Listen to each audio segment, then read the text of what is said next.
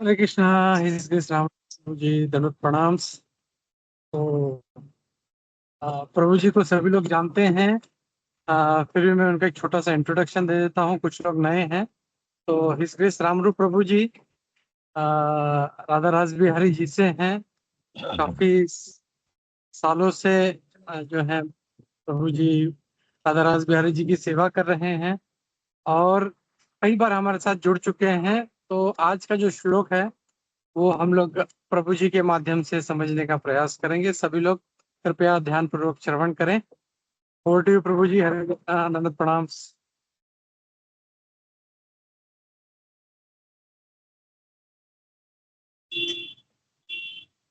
ओम नमो भगवते वासुदेवाय। ओम नमो भगवते वासुदेवाय। ओम नमो भगवते वासुदेवाय। नारायणं नमस्कृत्यं नरं चैव नरोत्तमं देवीं सरस्वतीं व्यासं ततो जयमुदीरयेत्। नष्टप्रायेषु भद्रेषु नित्यं भागवत सेवया भगवति उत्तमश्लोके तिर्भवति नैष्टिकी। You can read out Bhagavatam shlokas.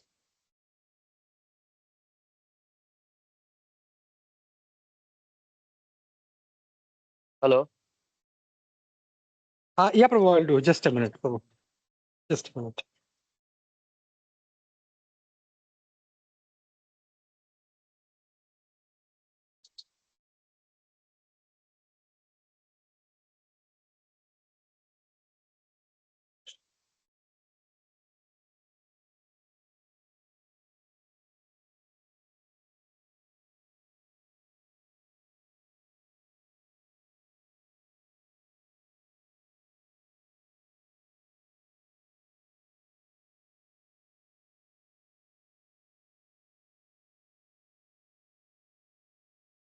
I'll share the screen. Just a minute.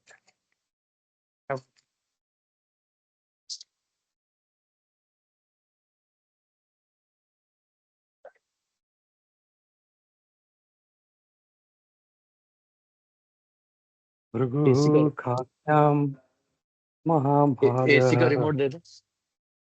पत्न्यां पुत्रांजी जनत दातारं च विधातारं श्रियं च भगवतः पराम्।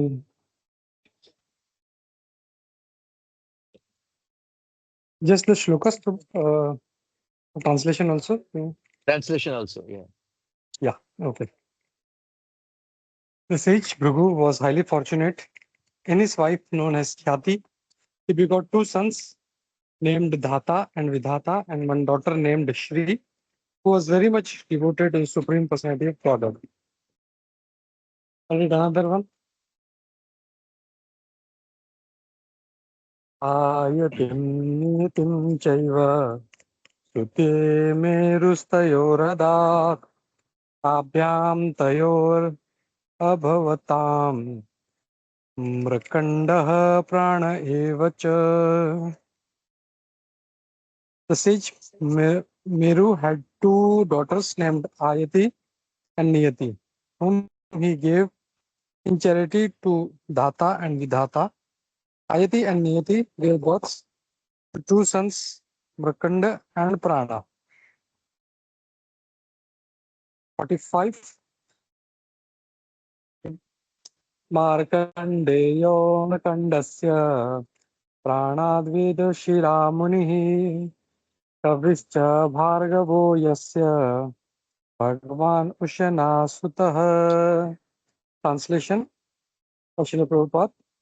From Mrakanda, Markandeya Muni was born, and from Prana, the sage Vedashira, whose son was Ushana Shukracharya, also known as Kavi. Thus, Kavi also belonged to the descendants of Bhrigu dynasty. Hare Krishna, Prabhu. Hare Krishna. Om Ajnanatimidandasya Jnananjana Salakaya Chakshurmilitam Yena Tasmai Shri Gurave Namaha. Jai Shri Krishna Chaitanya Prabhu Nityananda Shri Advaita Gadadhara Sivasadi Gaura Bhaktivinoda. Hare Krishna, Hare Krishna, Krishna Krishna, Hare Hare, Hare Ram, Hare Ram. So, ये श्लोकों में ज्यादा purport है प्रोपा जी purport लिखे नहीं है। मैं प्रोपा जी usually सब सारे ऋषियों का हिस्ट्री बताते थे।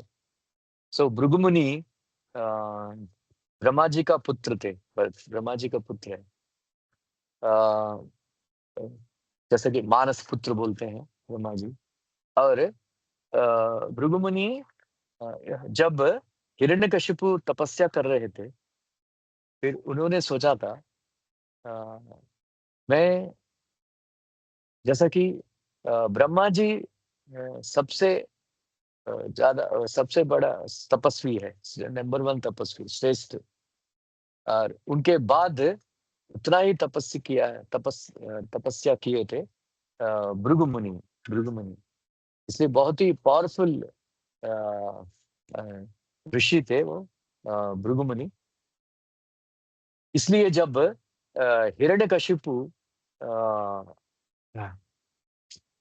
तपस्या करने लगे, क्योंकि जिनके पास ज्यादा तपशक्ति होती है वो दूसरों को अ, श्राप दे सकता है या कंट्रोल कर सकता है, फिर बाकी लोग डरते हैं।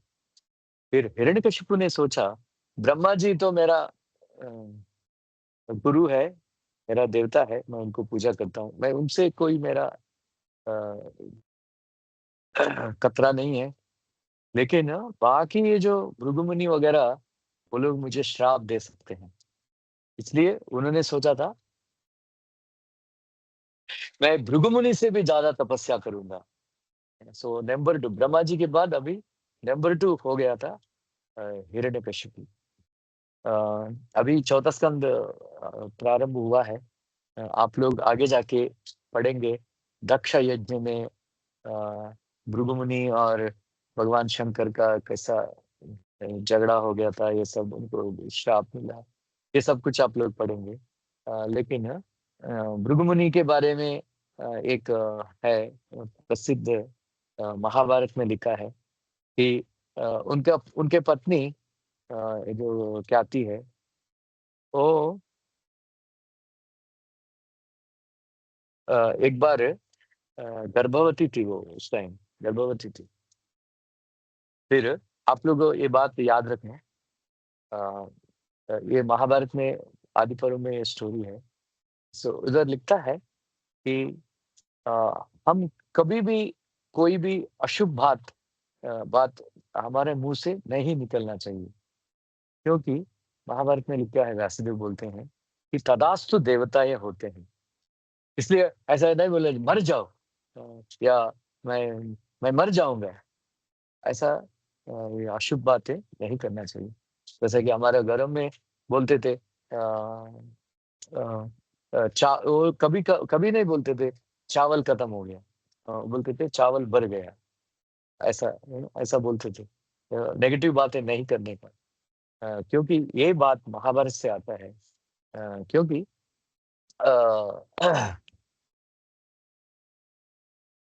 एक बार एक राक्षस ने उनको उठा के लेके जाता है भृगु मुनि का पत्नी को।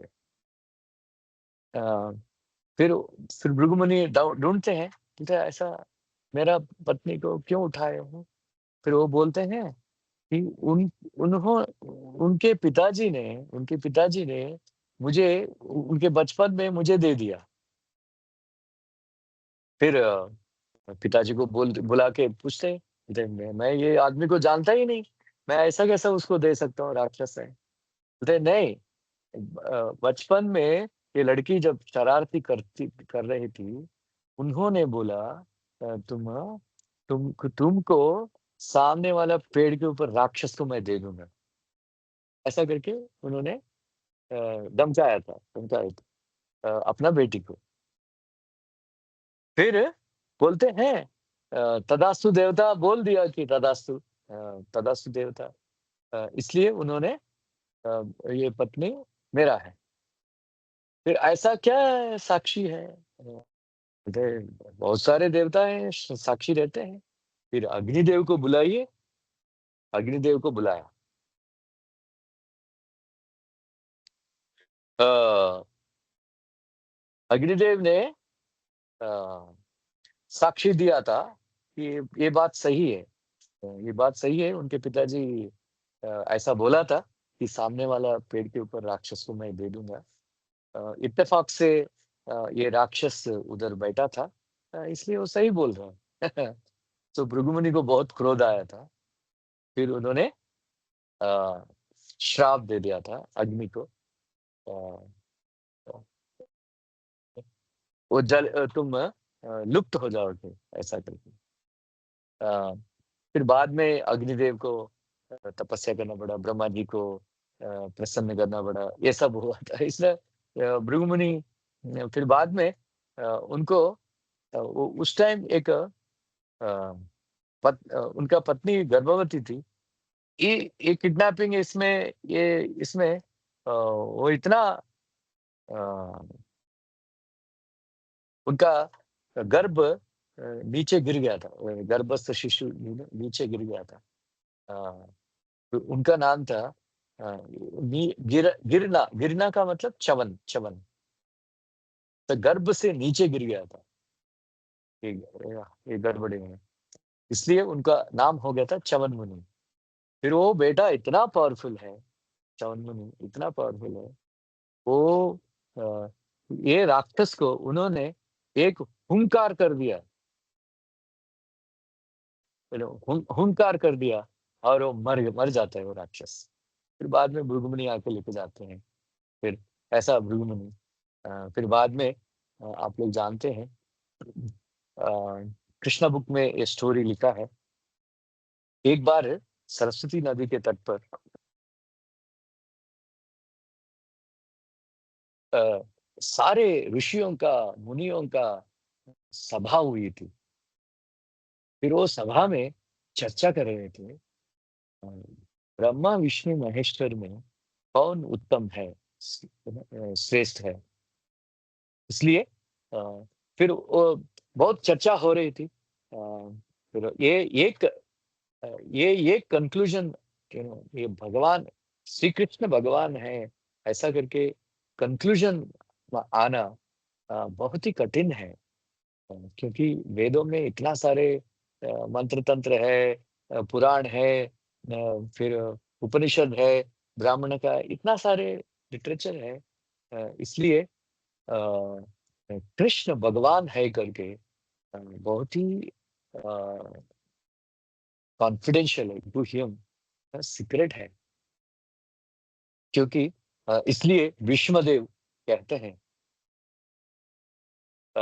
जब युधिष्ठिर महाराज और पांडव और बाकी सब लोग जाते हैं भीष्मदेव को अंपसैया के ऊपर जब पड़े हुए थे, तो मरने के लिए तैयार हो रहे थे।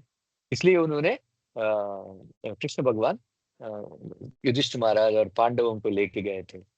फिर बहुत सच्चे सुंदर श्लोक बोलते हैं भीष्मदेव एक बात बोलते हैं कि येषा वै भगवान साक्षात आद्यो नारायण पुमान् मोहयन मायया लोकम गूढ़ाश्चरति विष्णुषु। अ, आप ये सुंदर व्यक्ति को देख रहे हो, ये एक मामूली व्यक्ति नहीं है। ये शायद भगवान साक्षात साक्षात भगवान है। और आद्यो नारायण पुमान, सिर्फ भगवान ही नहीं है, आदि नारायण है। सब लोग सोचते हैं नारायण ही आदि है, लेकिन नारायण का भी आदि है। आदि नारायण कृष्ण भगवान आदि नारायण मोहयन मायया लोकम गूढ़ाश्चरति विष्णुषु। सारे लोगों को माया में रख के एक मामूली व्यक्ति जैसा वृष्णि वंश का सदस्यों के बीच में घूम रहे हैं। और अस्यानुभावम भगवान वेद गुह्यतमं शिवः देवर्षि नारदा साक्षात भगवान कपिलो नृपा। तो वेद गुह्यतम, वेदों में भी बहुत ही सीक्रेट है। वेद में इतना ये अस्यानुभाव मीन्स ग्लोरीज, यश, कीर्ति, महिमा। सो अस्यानुभाव भगवान इनका महिमा सब लोग नहीं जानते हैं। वेद गुह्यतम, वेदों में भी सीक्रेट है, और भगवान शंकर जानते हैं, देवर्षि नारद जानते हैं, और भगवान कपिल मुनि जानते हैं। सो प्रभुपाद जी लिखते हैं परपट में, 3 महाजनों का नाम लिखा है। एक्चुअली 12 महाजन है, फिर चौथा महाजन भीष्मदेव भी महाजन है। इसलिए एक महाजन 3 महाजनों को नाम लेके बता रहे हैं कि कृष्ण भगवान है। ये बात सिर्फ ये 12 महाजन जानते हैं कि कृष्ण भगवान है करके। अदरवाइज सब लोग कंफ्यूज्ड है। तो वशिष्ठ मुनि, विश्वामित्र मुनि, इतने सारे हजारों हजारों साल तपस्या कर चुके थे। वशिष्ठ मुनि 60,000 साल से भी ज्यादा तपस्या किए थे, और उन्हें ब्रह्मर्षि बना था। लेकिन वो भी नहीं जानते थे कृष्ण भगवान है। अत्रि मुनि, अनसुईया, 10,000 साल अत्रि मुनि एक पैर के ऊपर खड़े होके तपस्या किए थे। फिर बाद में उनको भी मालूम नहीं था, वो सोच रहा था ब्रह्मा विष्णु महेश्वर तीनों भगवान हैं। उनको भी मालूम नहीं था भगवान कौन है, इतना तपस्या करने के बाद। और विश्वामित्र मुनि, इतना सारे, इतना आसान नहीं होता है। हम प्रभुपाद जी का कृपा से हम इस्कॉन में पैर रखते ही हम जान जाते हैं कृष्ण भगवान। बस इतना। हमारा मंदिर में छोटे छोटे बच्चे, हमारे भक्तों को जो जन्म जो पैदा हुआ है, छोटे छोटे बच्चे जान लेते हैं कि कृष्ण भगवान। इतना हम भाग्यवान है प्रभुपाद जी का किताब पढ़ने से, प्रभुपाद जी का संपर्क में आने की वजह से तुरंत हम जान लेते हैं कि कृष्ण भगवान है करके। इतना हम इतना भाग्यवान है, हमारा भाग्य को कोई वर्णन नहीं कर सकता। प्रभुपाद जी लिखते हैं चौथा अध्याय भगवद गीता में 9वां श्लोक में, जन्म कर्म च मे दिव्यम, सिर्फ एक बात जानने से आपको भगवान के धाम चले जाते हैं। ये क्या है? कृष्ण पूर्ण पुरुषोत्तम भगवान है। लेकिन हमारे जैसा भाग्यवान नहीं है। इतना सारे ऋषि लोग, मुनि लोग इतना तपस्या किए थे, वेद पढ़े थे, उपनिषद पढ़े थे, और वो जानता है सब कुछ, लेकिन वो लोग नहीं जान रहे थे भगवान कौन है तीनों में। फिर सारे मुनियों में सारे सर्वश्रेष्ठ मुनि भृगु भृगु मुनि, भृगु महर्षि, उनको चुना गया है कि वो जाके टेस्ट करेंगे और पता करेंगे कि भगवान कौन है। फिर पहला ब्रह्म लोग जानते हैं, ब्रह्मा जी भृगु मुनि का पिताजी है। फिर शास्त्र में प्रमाण है, हम जब माता पिता गुरु, ये तीनों को किसी को भी हम देखते हैं, तुरंत हमको प्रणाम करना चाहिए। फिर उन्होंने प्रणाम नहीं किए थे ब्रह्मा जी को, क्योंकि अ, अ, ये जो सत्वगुण से परे है वो ही भगवान हो सकता है। वो लिटमस टेस्ट, वो टेस्ट है। जो रजोगुण में का प्रभाव है और तमोगुण का प्रभाव है, वो भगवान नहीं हो सकता है। सत्वगुण से परे, सत्वगुण में सत्वगुण से परे जो है वो भगवान हो सकता है। ऐसा करते। फिर उन्होंने ब्रह्मा जी को प्रणाम नहीं किया था। फिर उन्होंने, ब्रह्मा जी को बहुत क्रोध आया था कि मेरा बेटा मुझे देख के प्रणाम नहीं किया, बदमाश है, उसको श्राप दे देना चाहिए, ऐसा वैसा करके वो बोलने लगे। फिर ब्रह्मा जी ने सोचा आखिरकार मेरा पुत्र है, मैं उनको श्राप क्यों दूं, इसलिए उन्होंने अपने आप को रोक दिया। तो ब्रह्मा जी भृगु मुनि ने कंक्लूड किया था कि ये भगवान नहीं हो सकता है, लेकिन इनके ऊपर रजोगुण का प्रभाव है, इसलिए क्रोधित हो गए। इसलिए वो चुपचाप चले गए। फिर बाद में कैलाश में जाते हैं। कैलाश में ब्रह्मा जी का पुत्र है भगवान शंकर, और भगवान के ब्रह्मा जी के पुत्र है भृगु मुनि, इसलिए भृगु मुनि और भगवान शंकर दोनों भाई भाई है, भाई भाई है, भाई लगता है। इसलिए अब अपना छोटा भाई को देख के बहुत प्रसन्न हुए थे भगवान शंकर, और वो दौड़ के आए और उनको आलिंगन करना चाहते थे। फिर भृगु मुनि उसको दूर हटा दिया, बोले, है मुझे टच मत करो, हमेशा शमशान घाट में पड़े रहते हो, और शव को जो जला हुआ ये जो राख को अपने शरीर में लगाते हो, बहुत ही अशुद्ध अपवित्र व्यक्ति हो, ऐसा वैसा करके उनको गाली दे दी। फिर भगवान शंकर को बहुत क्रोध आया, फिर अपने त्रिशूल निकाला, मेरा इतना अपमान करते हो, ऐसा करके उसको मारने के लिए दौड़ आए। पार्वती देवी कैसा भी करके रोक दिया था। फिर उन्होंने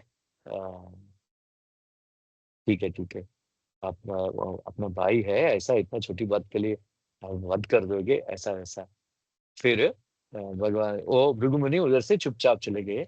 उन्होंने कंक्लूजन दे दिया, निर्णय ले लिया कि भगवान शंकर जी भगवान नहीं हो सकता है, क्योंकि वो तमोगुण में टच में है, तमोगुण का टच में है, ऐसा।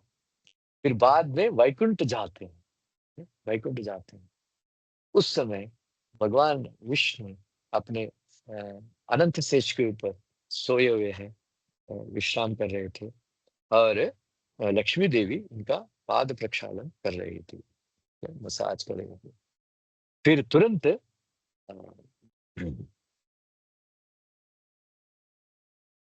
प्रभा जी लिखते हैं,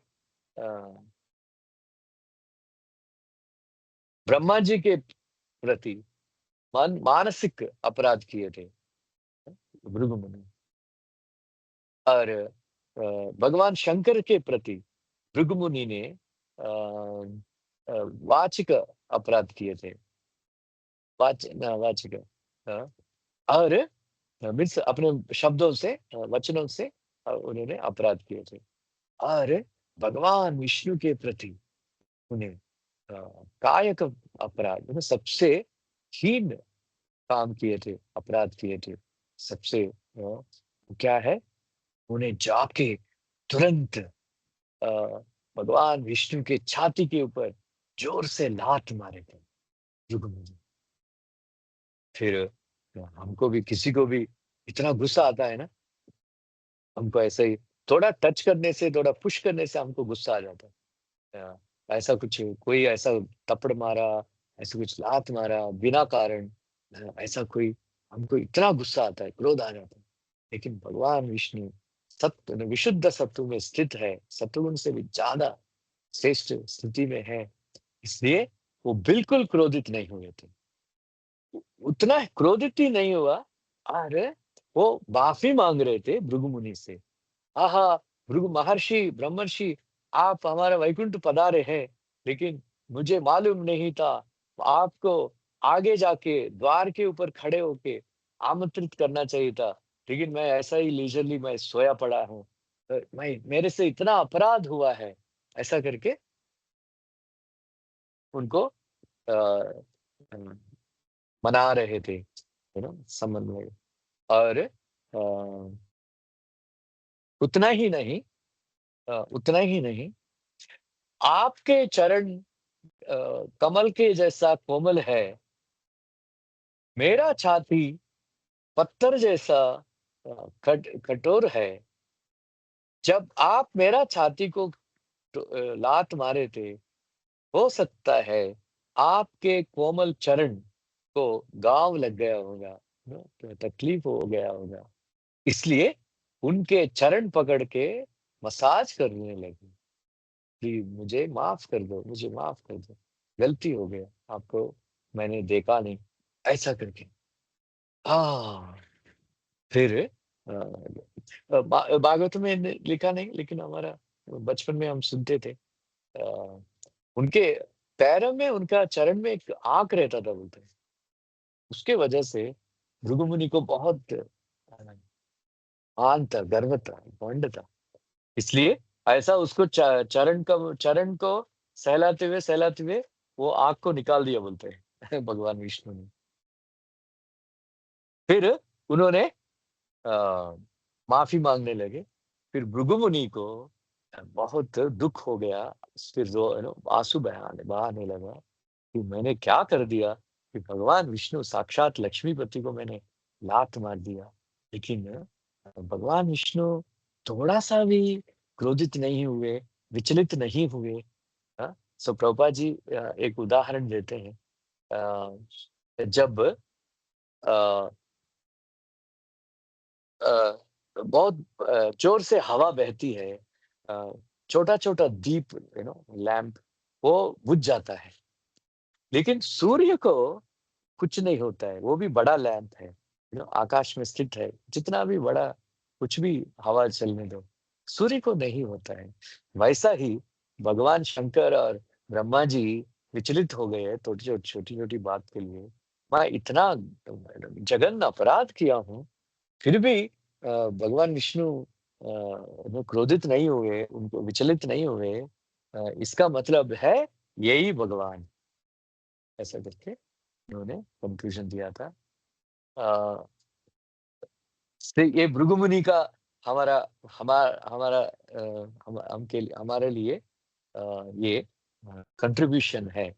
फिर उन्होंने जाके अ, अ, स्थापित किए थे कि भगवान विष्णु ही पूर्ण पुरुषोत्तम भगवान है, कृष्ण भगवान है। ऐसा करके फिर बाद में सब लोग डिसाइड किया है, एतद् निर्विद्यमानानां इच्छताम् अकुतो भयम् योगिनां नृपनिर्णीतम् हरेर्नामानुकीर्तनम्। एतद् निर्विद्यमानानां योगिनां नृपनिर्णीतम्। सारे योगी ऋषि मुनि लोग सब लोग बैठ के निर्णय किया गया है, जजमेंट पास किया गया है कि हरिनाम संकीर्तन करने से सारी इच्छाएं पूरी हो जाता है और मुक्ति भी प्राप्त हो जाता है, सब कुछ मिलता है हरि कीर्तन करने से। वो लोग योगी नाम सो इट इज अ सो भृगुमुनि। फिर बाद में कुछ पुराणों में लिखा गया है कि भृगुमुनि छाती के ऊपर लात मारने से लक्ष्मी देवी भगवान विष्णु के छाती के ऊपर हमेशा नित्य अनपायिनी हमेशा निवास करती है। इसलिए उन्होंने उसको क्रोध आया और भगवान विष्णु को छोड़ के कोल्हापुर आ जाती है लक्ष्मी देवी और उधर निवास करने लगती। फिर भगवान विष्णु बाद में लक्ष्मी देवी को मिस करते हैं और वो बालाजी के रूप में तिरुपति में तिरुमला में अवतरित होते हैं।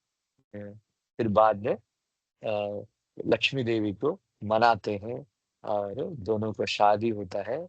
और बकुला बकुला देवी यशोदा जब यशोदा देवी को उसको अ, एक इच्छा रह गई कि मैं कृष्ण का शादी नहीं करवा पाई, इसलिए उन्होंने वो बकुला देवी के रूप में जन्म लिया था, यशोदा देवी। और तो इसलिए प्रभुपाद जी बोलते हैं बालाजी और कोई नहीं है, कृष्ण भगवान ही है, इसलिए बालाजी बाल है। सो फिर कृष्ण भगवान का और उन्होंने वो आते हैं बालाजी के रूप में वेंकटेश्वर और उधर तिरुमला हिल के ऊपर अवतरित होते हैं और लक्ष्मी देवी के साथ शादी करते हैं, लक्ष्मी देवी को मनाते हैं। और ऐसा ये भृगु मुनि का कंट्रीब्यूशन है, ये भृगु मुनि का कंट्रीब्यूशन। ऐसा बहुत सारे स्टोरीज है भृगु मुनि के बारे में, आप लोग पढ़ेंगे आगे जाके चौथा स्कंद भागवतम में। और आगे जाके प्रभुपाद जी लिखते हैं सो भृगु मुनि का अ, वंशज है मार्कंडेय ऋषि। मार्कंडेय ऋषि सो उनको जब जन्म हुआ था ज्योतिष लोग ने बोल दिया कि वो कम आयु वाली है, 16 साल की उम्र में वो मर जाएगी, ऐसा कर। फिर उनके पिताजी क्या करते थे, अ, बहुत सारे साधु लोगों के पास लेके जाते थे, ऋषियों का पास मुनियों के पास लेके जाते थे अपना बेटे को, प्रणाम करवाते थे। जब कोई भी प्रणाम करता है, आगे वाले का हाथ ऊपर उठ जाता है और आशीर्वाद देता है। फिर सब लोग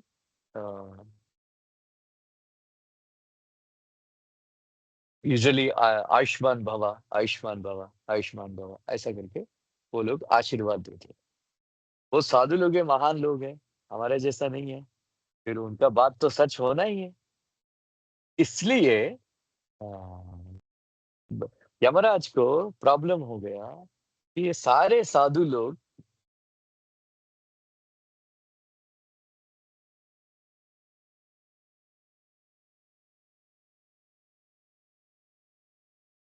सारे साधु लोग अ, आशीर्वाद दे रहा है, आयुष्मान भवा, आयुष्मान भवा, आयुष्मान भवा।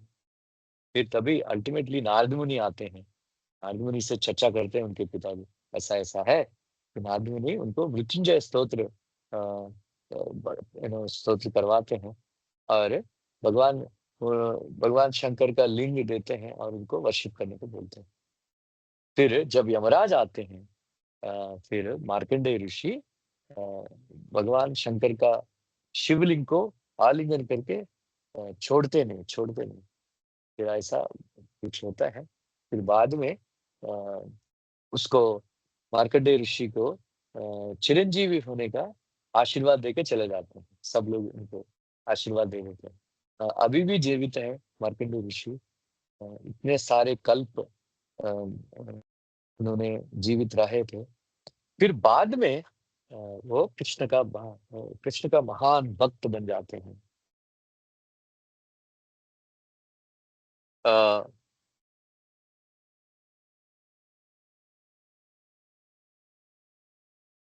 बारहवां स्कंद भागवतम में अ, हम पढ़ते हैं। फिर वो अ, कठोर तपस्या करते हैं भगवान नारायण का दर्शन प्राप्त करने के लिए। फिर वो कठोर तपस्या करने के बाद अ, उनको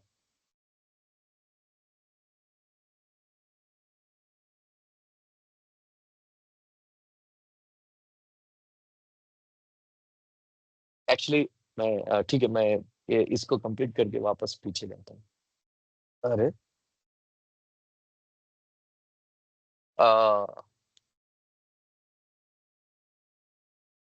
फिर भगवान नारायण को दर्शन मिलता है। फिर बाद में वो महान भक्त बन जाता है।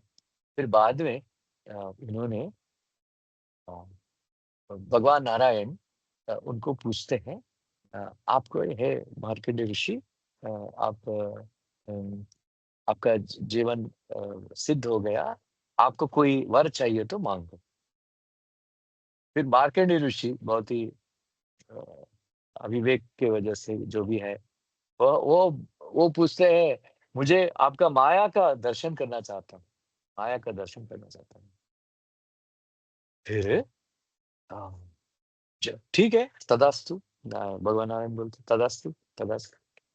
फिर मार्कंडेय ऋषि प्रलय का जल से पूरा पृथ्वी आकाश सब भर जाता है और वो अकेला बह रहा है, वो प्रलय का जल में भयानक।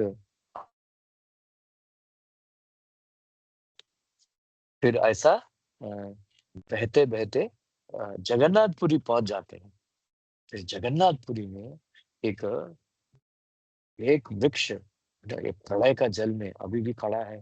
फिर वो वृक्ष के नीचे अ, भगवान कृष्ण भगवान अ, एक banyan leaf, you know people का झाड़ का पत्र पत्ता के ऊपर भगवान एक छोटा सा बालक, नन्हे मुन्ने बालक, बहुत ही सुंदर अंबुजेक्षणा है ना, उनके आंखें एकदम कमल के पुष्प का जैसा, एकदम बहुत बड़े बड़े आंखें, बहुत सुंदर बालक।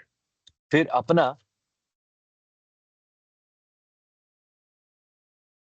पैर का बड़ा उंगली को चूसते रहते हैं। ऐसा उन्हें दर्शन किया था। उनका नाम है पटपत्र साई।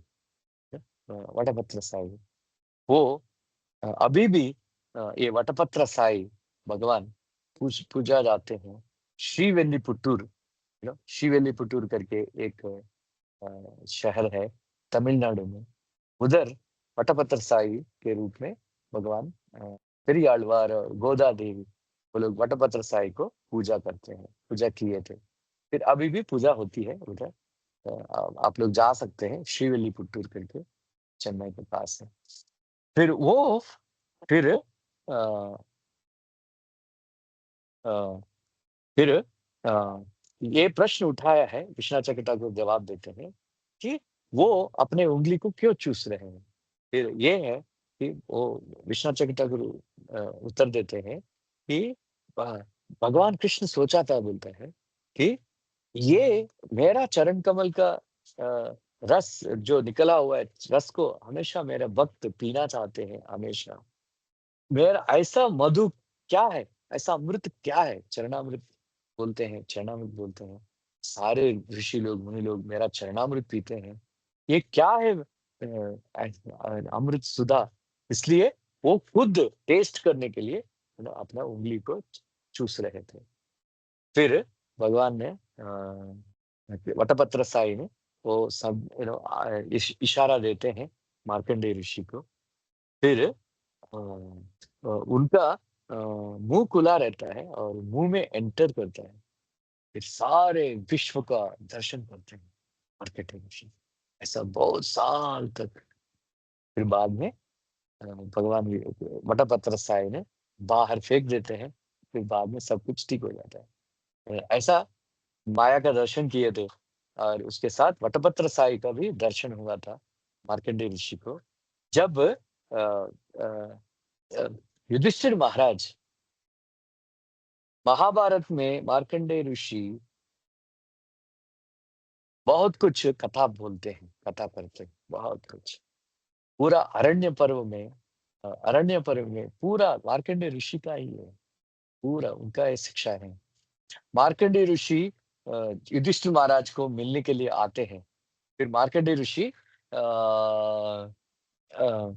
फिर बहुत सारे खास करके रामायण का राम कथा करते हैं।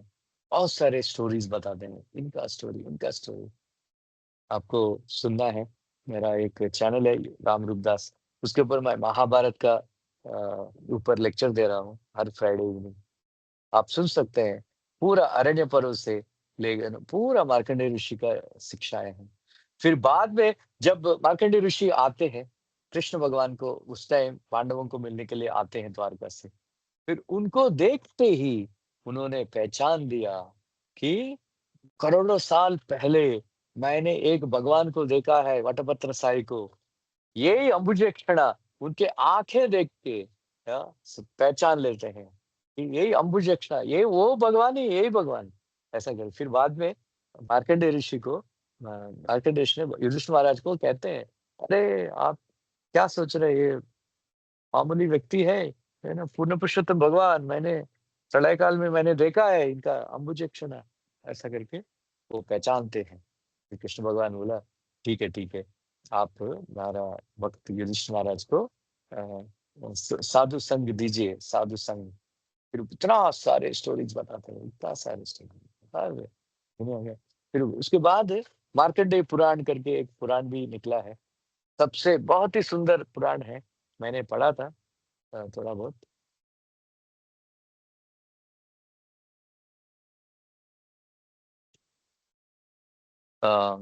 ऐसा बोलते हैं मार्कंडेय ऋषि इतना महान है कि ये दुनिया में बहुत कम ऋषि लोग जानते हैं। जैसा कि बहुत सारे वेद मंत्र हैं, सहस्र शीर्षा पुरुषः, सहस्राक्ष सहस्रपाद, भूमि विश्वतो वित्त, ये पुरुष सूक्तम है। और नारायण सूक्त है ना, ये बहुत सारे वैदिक मंत्र हैं। ये सब ब्राह्मण लोग 7 करोड़ मंत्र है वेद में। ये सारे ब्राह्मण लोग समझ में नहीं आता है उनको। लेकिन मार्कंडेय ऋषि एक ऐसा ऋषि, जैसे कि गर्ग मुनि है, मार्कंडेय ऋषि, ये ऐसा ऋषि लोग है, सारे मंत्रों का गूढ़ार्थ भी जानते हैं। आप में से बहुत लोग गायत्री मंत्र जप करते होंगे, लेकिन आप में से कितने लोग गायत्री मंत्र का अर्थ जानते हैं?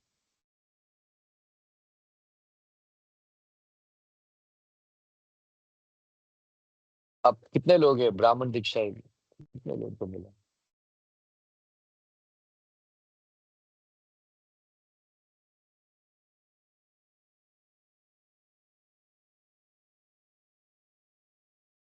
कोई जानता है ब्राह्मण गायत्री मंत्र का अर्थ क्या? बोलिए। कुंजे कुंजेश्वरी देवीदास, बोलिए। ठीक है, आप लोग नहीं जानते, लेकिन मार्कंडेय ऋषि सारे मंत्रों का अर्थ जानते हैं, इतना महान है। इसलिए वैशंपायन मुनि जय मुनि आते हैं मार्कंडेय ऋषि के पास, और कुछ प्रश्न पूछते हैं कि द्रौपदी को 5 हस्बैंड क्यों हैं, उनके पुत्र पहले ही क्यों मारा गया है, बलराम जी रोमहर्षण सुत को क्यों वध किए हैं, ऐसा कुछ प्रश्न पूछते हैं। फिर वो प्रश्नों का उत्तर देते हुए मार्कंडेय पुराण आता है। मार्कंडेय पुराण आता है, तो सो मार्कंडेय पुराण भी है, बहुत ही आप लोग मदालस चरित्र एक रानी का चरित्र है, बहुत ही सुंदर। ऐसा बहुत सारे मैंने कुछ सुना था। कृष्ण भगवान के बारे में भी बहुत अच्छा वर्णन है, महाभारत का वर्णन है। सो दैट इज मार्कंडेय ऋषि। अच्छा, मैं मैं पीछे जाऊंगा। भृगु मुनि का एक बेटी, हो गया टाइम?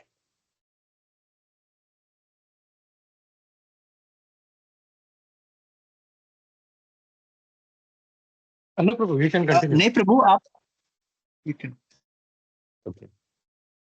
सो भृगु मुनि का बेटी, उन्होंने ट्रांसलेशन में लिखा है वो कृष्ण भगवान का भक्त है, भगवान विष्णु के। ऐसा वो उनसे शादी करना चाहती थी, ठीक है, कृष्ण भगवान विष्णु को।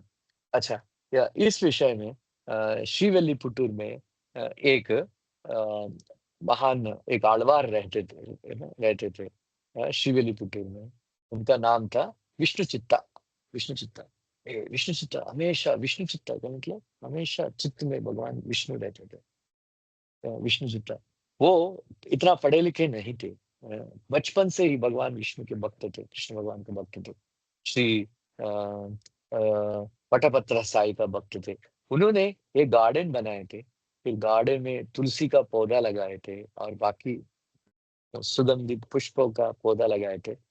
फिर उनका एक ही सेवा था, गार्डन संभालना, अच्छा से पानी वानी डालना, और तुलसी निकालना, और तुलसी का माला बनाना, और पुष्पों का माला बनाना, और श्रीविल्लीपुतूर का वटपत्र साई को पहनाते थे।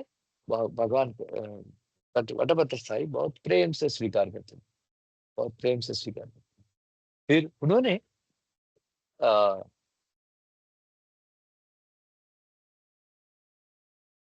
फिर एक बार एक राजा आते हैं, उनका मदुरई का राजा।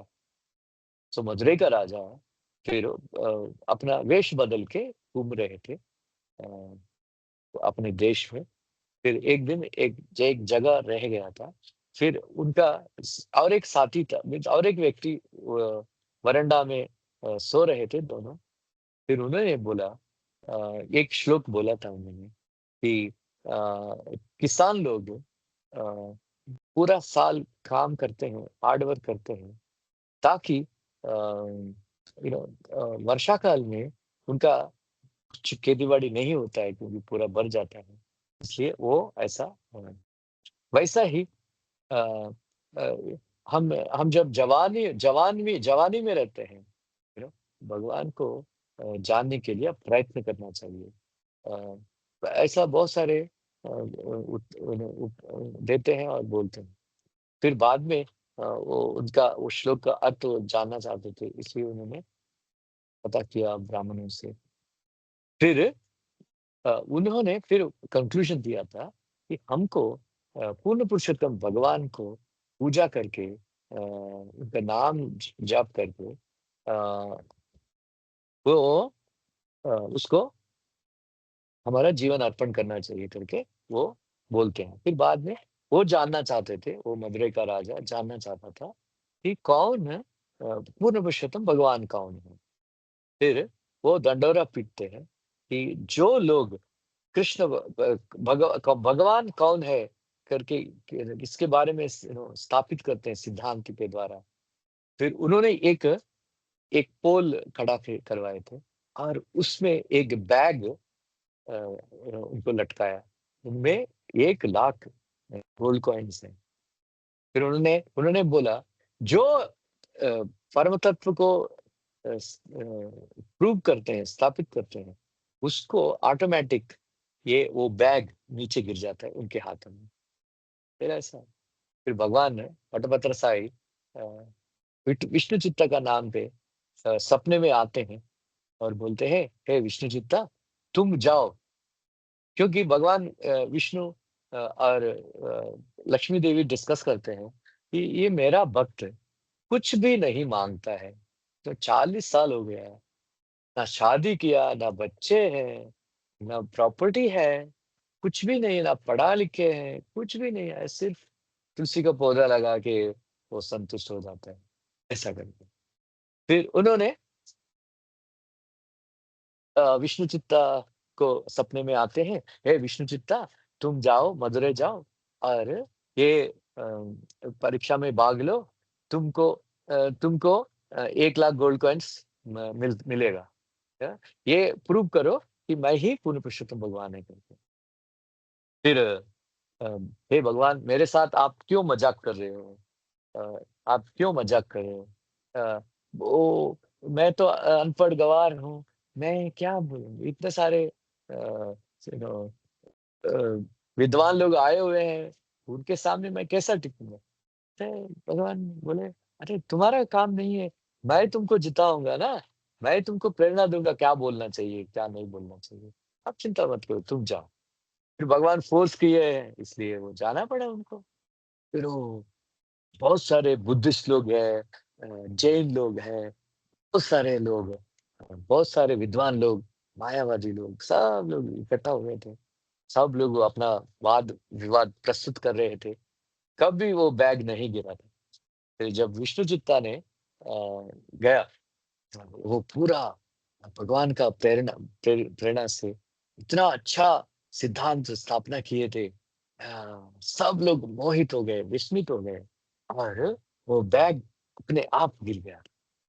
फिर उन्होंने एस्टैब्लिश किया था कि कृष्ण भगवान ही पूर्ण पुरुषोत्तम भगवान है, ऐसा करके। फिर 1 लाख गोल्ड कॉइन दिया। फिर बाद में बहुत ही विचित्र घटना घटी थी।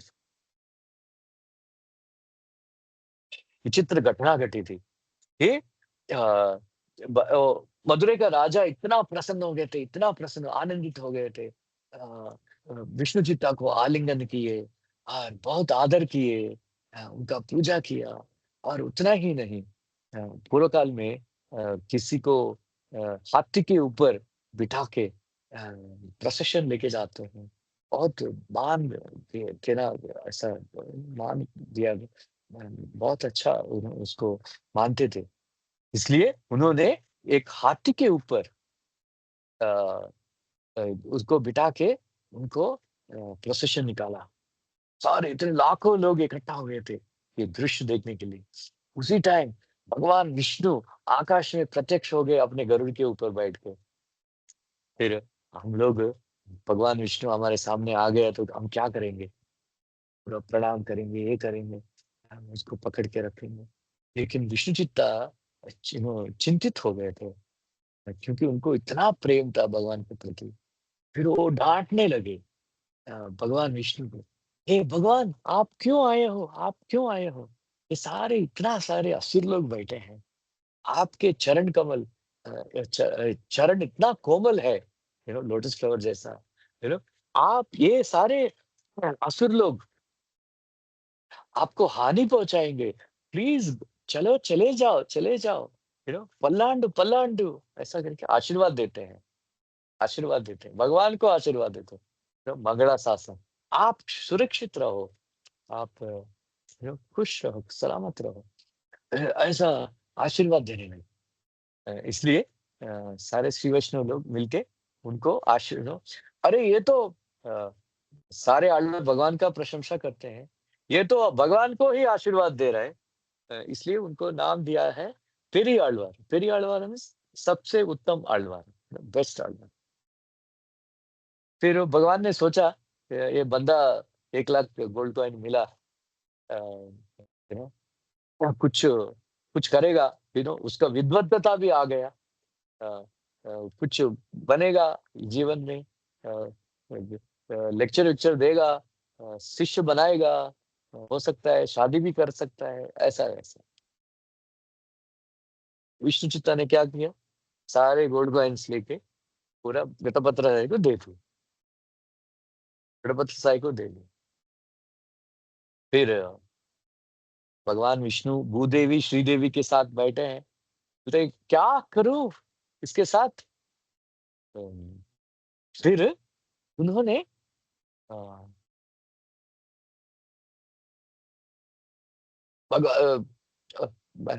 मैं जब बोलूंगा, मैं इतना झूठ बोल रहा हूँ कृष्ण भगवान में कि मैं जब बोलूंगा जाके मेरा बात कोई नहीं सुनेगा, मैं ऑलरेडी बोल चुका हूँ सर्वधर्मान परित्यज्य, लेकिन कोई नहीं सुन रहा है, लक्ष्मी आप जाओ और प्रीचिंग करो।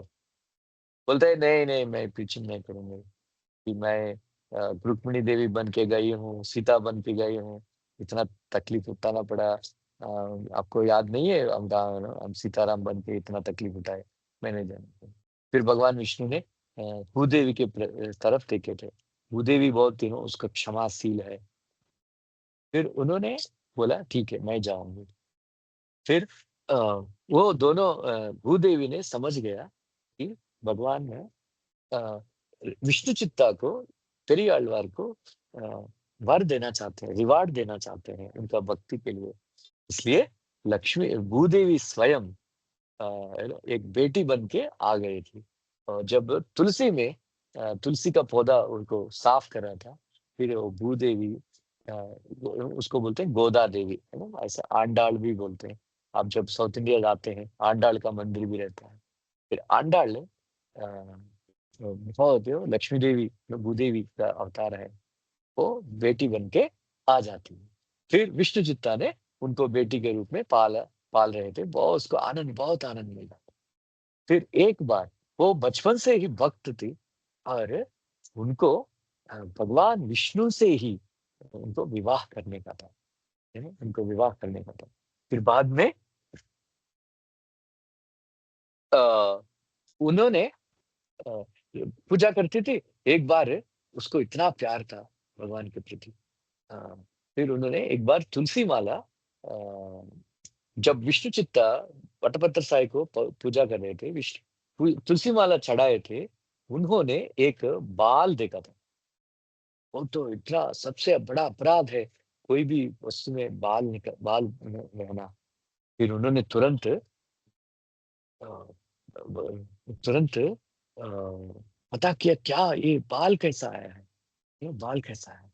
फिर बाद में अगला दिन देखा था, अगला दिन देखा, फिर उन्होंने देखा, वो तो आश्चर्यचकित हो गया। अपना छोटी बेटी क्या माला पहन के, पहला अब खुद माला पहनती थी और देखती थी कि माला सही है कि नहीं, कुछ कांटे घुस घुस नहीं रहे, कुछ शार्प ऑब्जेक्ट्स घुस नहीं रहे, चुभ नहीं रहे, ऐसा कुछ, ऐसा वो पहनती थी।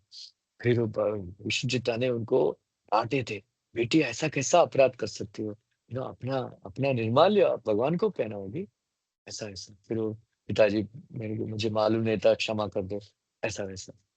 फिर बाद में जब वो माला ठीक है, फिर उन्होंने बोला माला, फिर गोदा देवी ने माला नहीं पहन रही थी।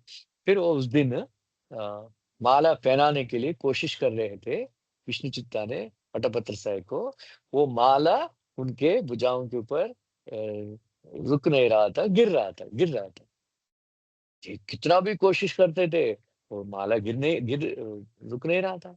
फिर हे भगवान, क्या लीला है, आप क्यों नहीं पहन रहे आज? बोलता है आपका बेटी का महा गार्लैंड मेरे को अच्छा लगता है, आप क्यों रोका है?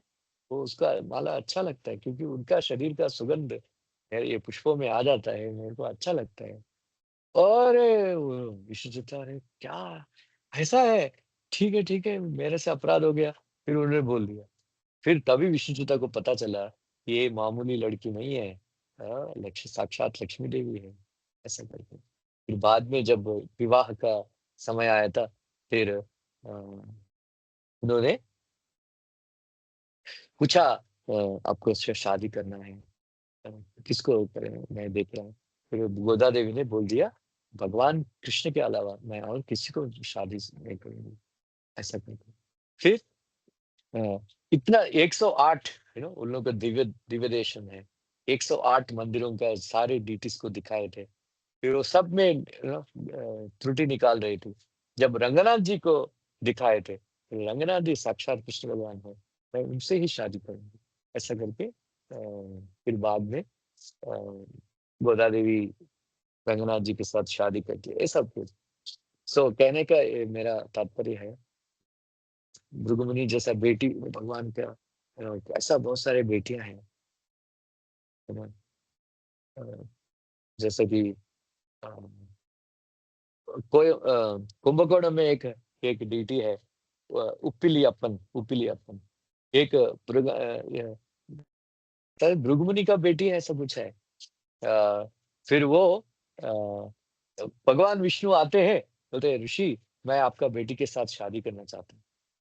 फिर भगवान वो भृगुमुनि बोलते हैं कि मेरा बेटी बहुत ही नादान है, बहुत छोटी है, जब खाना पकाती है वो नमक भी नहीं डालती है। फिर भगवान विष्णु ने बोला कोई बात नहीं, बिना नमक का भी खाना मैं खा जाऊंगा, ऐसा करके उन्होंने प्रॉमिस किया था। इसलिए उनका नाम हो गया उप्पिल्ली अप्पन, उप्पी इल्ला अप्पन। इल्ला मीन्स नो नो, उप्पी उप्पी मीन्स सॉल्ट, नो सॉल्ट भगवान। इसलिए वो लोग उप्पिल्ली अप्पन को सॉल्ट नहीं लगाते। ऐसा ऐसा सारे बहुत सारे गोदा देवी दिखाती है आपको शादी करना है, कृष्ण भगवान को ही शादी करना, कृष्ण भगवान की गर्लफ्रेंड बनना। फिर उन्होंने तिरुप्पावे करके एक ग्रंथ लिखी है, बहुत ही सुंदर। एनीवे सो वो है। और बाद में भगवान कृष्ण भगवान बोलते हैं विष्णीनाम अहम वासुदेवः, पांडवानाम अहम धनंजयः, मुनीनाम अहम व्यासः, कवीनाम उशना कवि। ये तर्क करने वाले हैं, मैं शुक्राचार्य हूँ। विष्णुओं में मैं बलराम हूँ, पांडवों में मैं धनंजय हूँ, मुनियों में मैं व्यास मुनि हूँ। तर्क करने वाले में कवि नाम उशना कवि, है ना, मैं शुक्राचार्य हूँ। ऐसा ऐसा। फिर शुक्राचार्य के बारे में बहुत सारे स्टोरीज है, टाइम नहीं है। Thank you, Hare Krishna.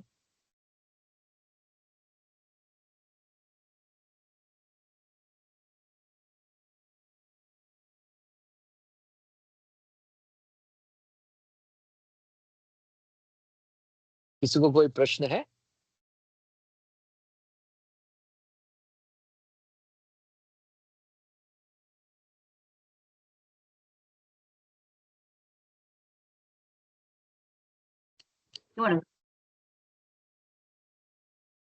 Yes तुलसी माता जी, आप प्लीज पूछिए प्रश्न।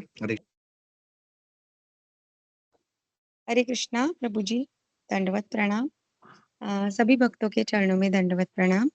प्रभु जी, आपका हम आभार व्यक्त करना चाहते हैं कि आपने हमें इतने अच्छे तरह से इन तीनों श्लोकों की जो हमें तीनों श्लोकों के माध्यम से हमें अच्छा ज्ञान दिया है। आपने जो हमें सबसे पहले बताया कि हमें कभी भी कोई जो एक हम कुछ भी जो कहते हैं उससे हमें अपने वाचा पे हमेशा कंट्रोल रखना चाहिए, क्योंकि जो कुछ भी हम कहते हैं तो हमें याद ध्यान रखना चाहिए कि तथास्तु देवता हमेशा हमारी जो हाँ कुछ भी बात है वो सुन रहे हैं। तो ऐसा हम मतलब मेरे बचपन में भी मैंने सुना है कि कभी हम बाहर जाते थे तो हमारे बड़े हमसे कहते थे कि कभी मत बोलना कि हम जाते हैं, हमेशा बोलना कि हम आते हैं, मतलब जाके आएंगे।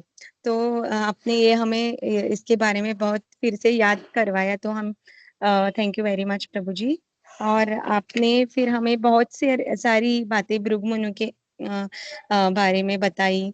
तो भृगु मुनि ने कैसे हम सब पे कृपा की है कि उन्होंने भगवान विष्णु को ही पूर्ण पुरुषोत्तम भगवान के रूप में स्थापित करके सबसे बड़ा हम पे जो उनका योगदान है हमारे लिए। तो मार्कंडेय ऋषि के बारे में भी आपने हमें बहुत सारी बातें बताई, जो मैंने तो कभी नहीं सुना था कि कैसे वटपत्र साई भगवान हमने देखा है, मतलब जगन्नाथपुरी जाते हैं तो आपने वो जो हमें अच्छे तरीके से वो फिर से कहानी बताई, तो हमें उसमें से बहुत कुछ नॉलेज प्राप्त हुई जो हम भगवान की सेवा में ही लगा सकते हैं। मतलब वटपत्र साई ऐसा कुछ भगवान का रूप है और उसका श्रीवेली पुट्टूर में मंदिर है, ऐसा हमें मुझे तो नहीं ज्ञात था। तो थैंक यू वेरी मच प्रभु जी फॉर दैट ऑल्सो। और महाभारत में कैसे मार्कंडेय ऋषि ने शिक्षा हमें प्रदान की थी कि कृष्ण भगवान ही पूर्ण पुरुषोत्तम भगवान है। तो thank you very much. Overall आपने प्रभु जी हमें बहुत सारी ऐसी कहानियों के माध्यम से ही बहुत सारा ज्ञान दिया है। तो हम आपके ऋणी हैं। हरे कृष्णा, दंडवत प्रणाम। हरे कृष्ण, थैंक यू। ठीक है फिर जाए।